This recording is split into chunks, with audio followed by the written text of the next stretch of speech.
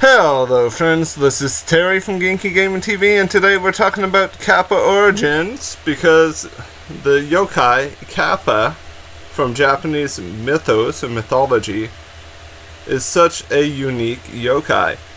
Before we dive into things, I will say that the Kimbu Manjin thing, my origins for that will be a collaboration with the Yokai Advisor. From my part of things, I will be doing a video covering the Anima Watch, Akinori's grandmother, Hime, and like the significance of anima, what a omioji does, or like work related stuff, and a little bit more into that. And I will be covering Kirin, Suzaku, like anything associated with the Anima Watch, but that will not be occurring until a little bit later, which is why this video exists, because this video is going to go out towards the end of June, but it's going to go out right now. Kappa, also known as Kawatoro, or River Boy, or in some situation, Komahiki, Horse Puller, or Kawatora, River Tiger, or Sueko, Water Tiger, and Amphibious Yokai, referred to in some cultures as a water imp. Some are traditionally depicted as being green, human-like beings with webbed hands, feet, and a turtle shell-like carapace on their back.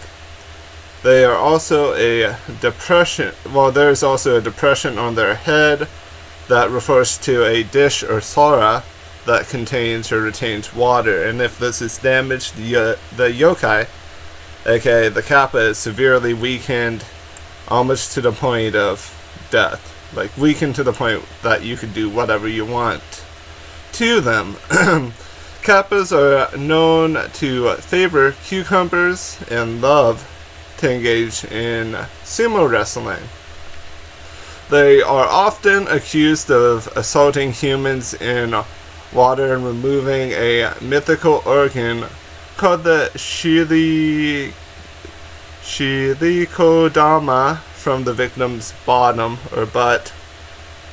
Kappa itself is a portmanteau or mentua of the word kawa, river, and the word wapa, a variation or a varianted form of wadawa, also wadabe, child.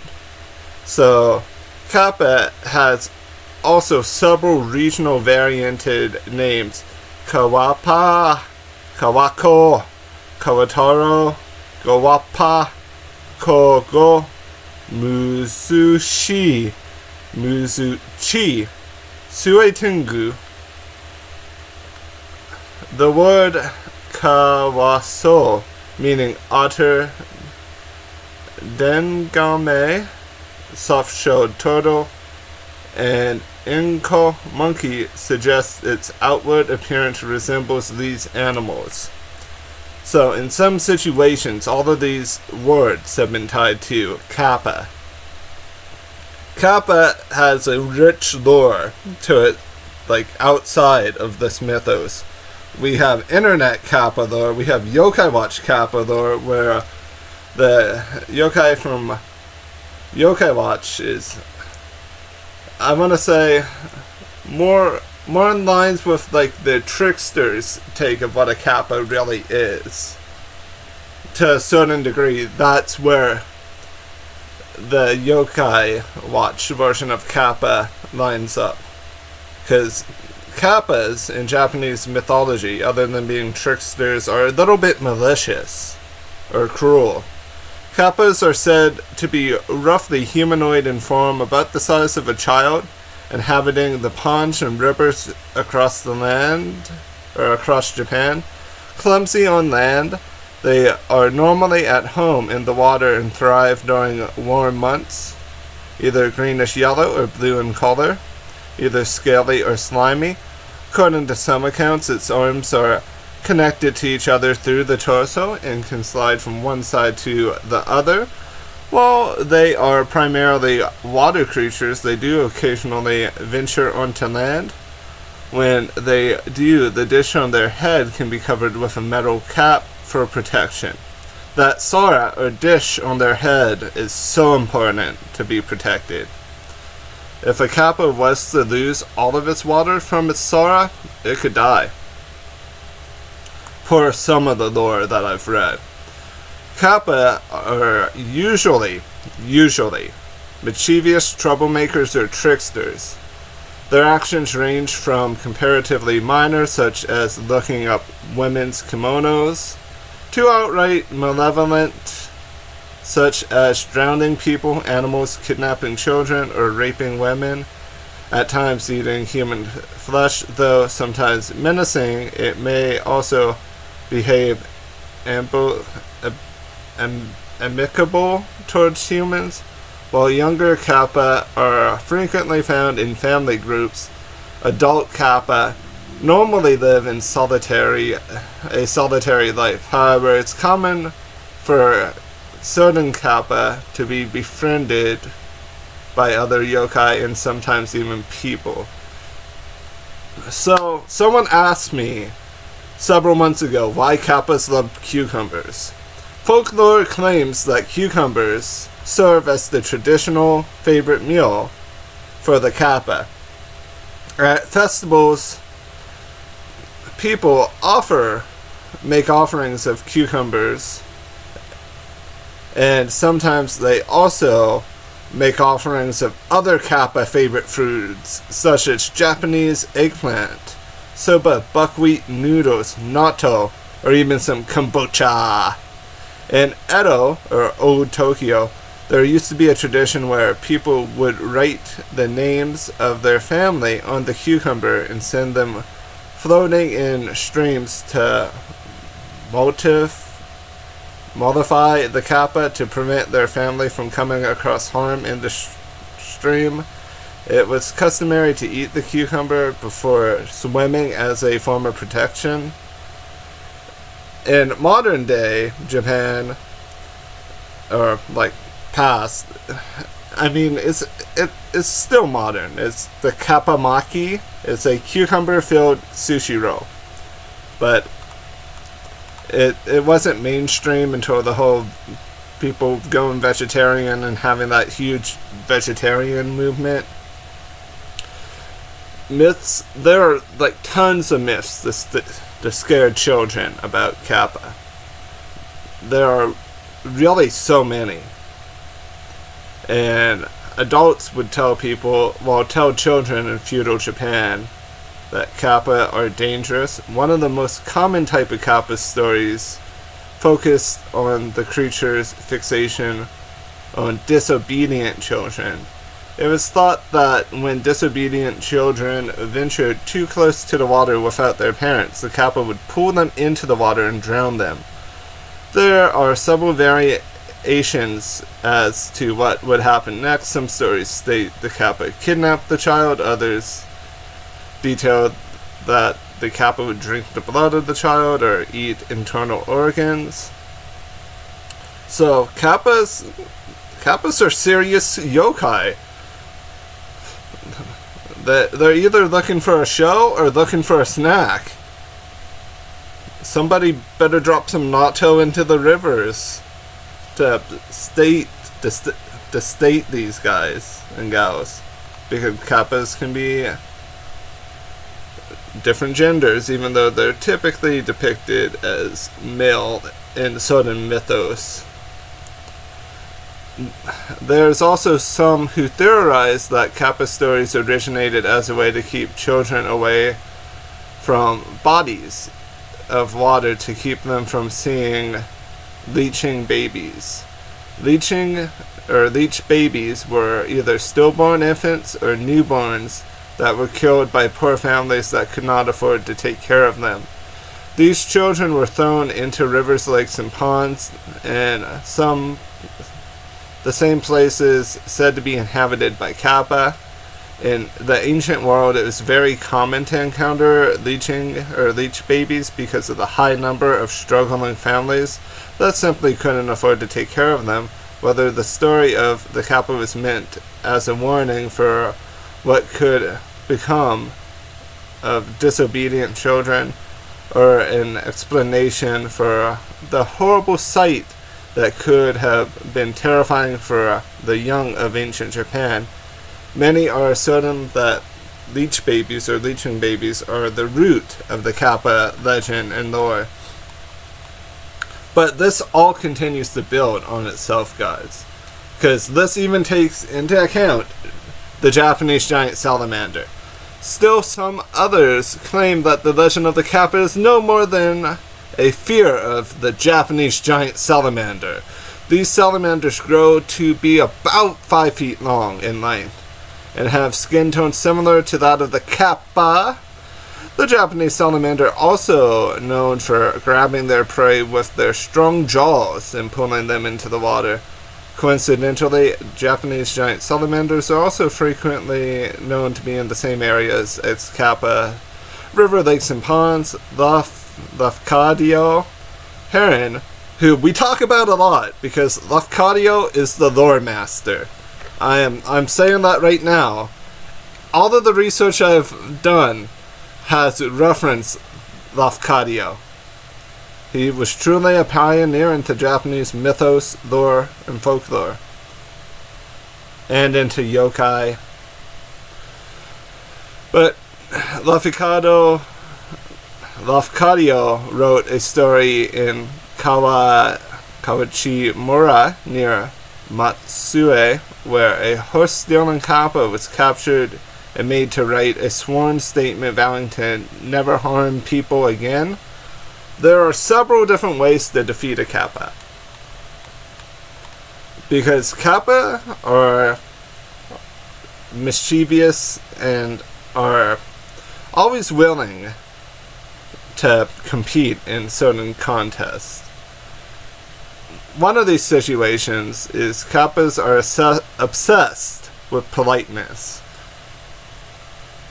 So if someone makes a very deep bow, it will return the gesture. As a result, the Kappa will spill the water in its dish, rendering it unable to leave the bowing position until the plate is refilled with water from the river in which it lives.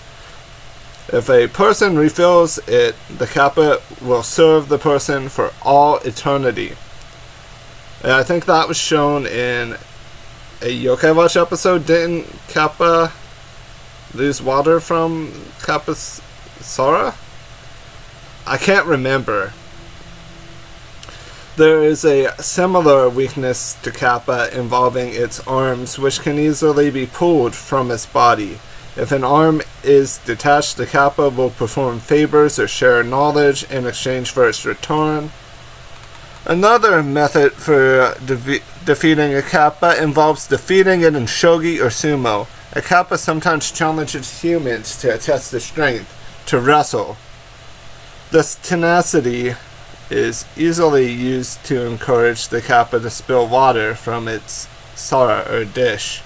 One notable example of this folklore was a farmer who promised his daughter's hand in marriage to a Kappa in return for the creature irrigating his farmland.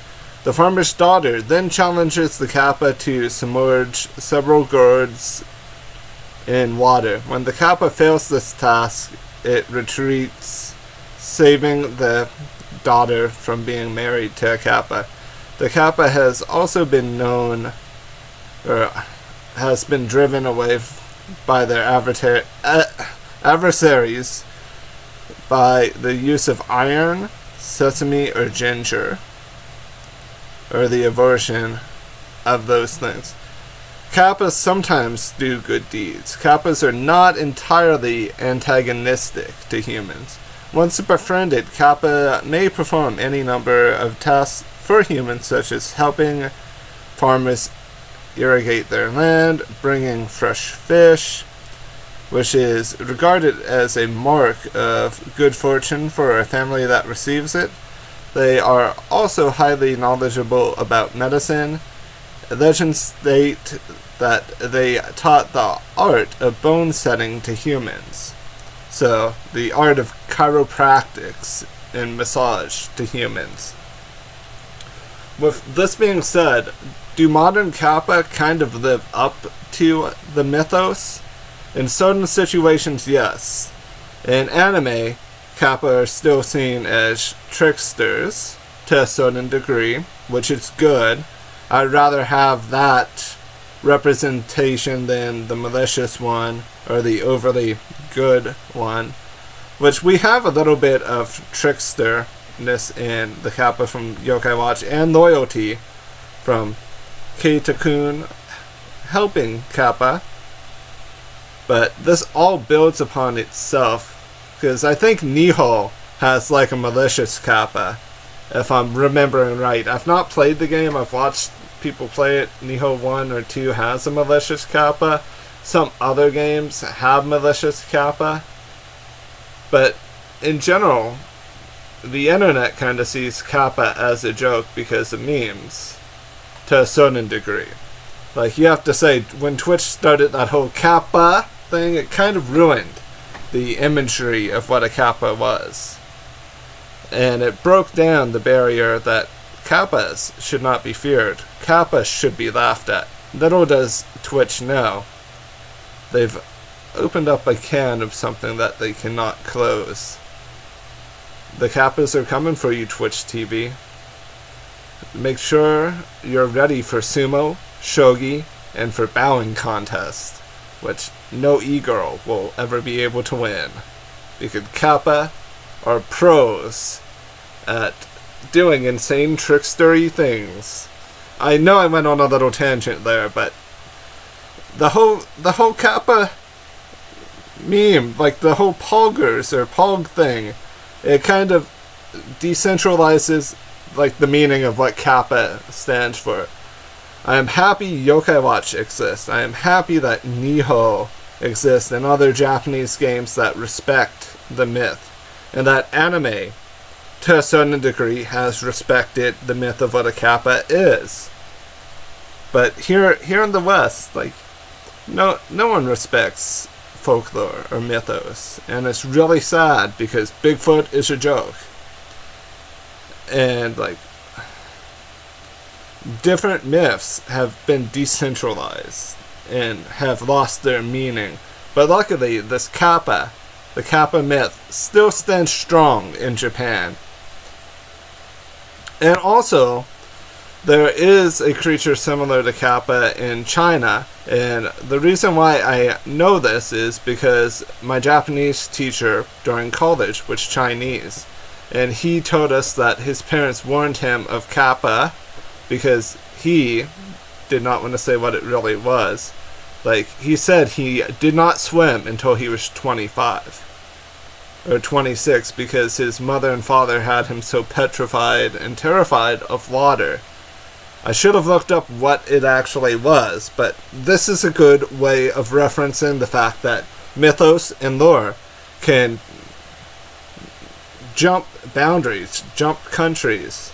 I'm sure this happens in Europe as well, where a myth transcends the country's boundaries. Here in the US, people just view mythos as simply something that didn't exist. Like, I use the smelly gas there a lot as an example. Like, you see them in Fallout 76, but up until I want to say the 50s or 60s, newspapers would write about these things. They would keep these stories alive, the mythos alive. Now everyone's so focused on the negatives of life in media. I know this is a little tangent, but I'm getting to a point. Myths, stories, and folklore, even though they're meant as warnings, or meant in sometimes situations as just stories to pass time or to kind of warn children, warn people of certain situations, or really entertain. We've lost that storytelling capability. It still exists in the world of game design, anime, certain movies, but overall, as a people, we've lost that ability of storytelling. And I've learned that from doing all of this Kappa research, that we've modernized to the point where we only focus on what's new, the negatives of certain situations. We don't focus on the fact that there's a rich history and lore that exists. And the Kappa, like, I've read a lot about Kappa. I read enough that I could probably ramble on about Kappas a little while longer, but I only chose these particular stories and reference points for it because they fit what a Kappa is exactly to the T. So, the video is over. If you like this style of content, please consider subscribing and liking the video. If not, that's fine too.